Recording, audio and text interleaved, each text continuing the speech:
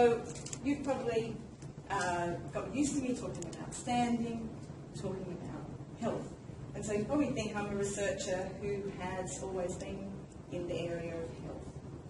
In fact, I at one time worked with the Australian Securities and Investments Commission, which, given that you are all, many of you are in the finance sector, you'll be most familiar with.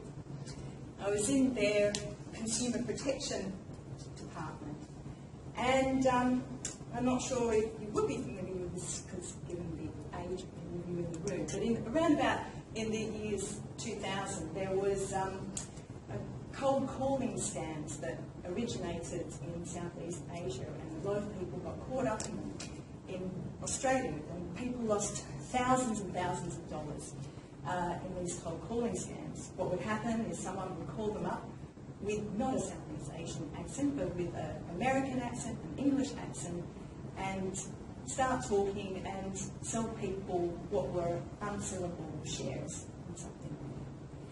Anyway, people got caught up in these scams, they lost their money, they would ring ASIC and tell them about their experience. My boss came to me one day and said, we need to find out why these people do this. Why do they invest? Actually, he said, why the fuck do they invest? Because he to him it was a complete mystery. So we rang up the people who had called ASIC. Some had got caught in the scam, some had not got caught in the scam. And we asked them, I said, just walk me through what happened, what did the person say, and why did you do what you did? And we had all this data, my colleague Claire and I. And so I'm going through it and I'm listening to what they had to say. And I thought, this is weird. Why are they investing? They're investing for what would seem to be quite rational reasons. They say, well, it was at a time in my life when I had this savings and I was actually looking for something.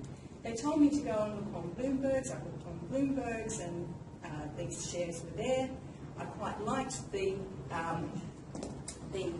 things that they were selling. It was they sounded like good innovations.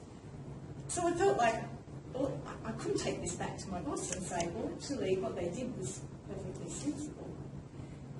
And then I went away, and we were talking earlier about how you might get out of the house, go for a walk, and suddenly an idea came to me. In fact, I went to the bathroom, and suddenly thought, the question is not why did they invest in these scams, but more the question was, why did they not recognise a scam? And that's what distinguished the people who invested and those who did not, because the people who did not invest realised it was a scam. And then we went back through the data and identified how those who did not invest recognised the scam. And my message is that sometimes it's not the initial question you get asked. Sometimes you just need to turn it over your mind and then you find the real problem.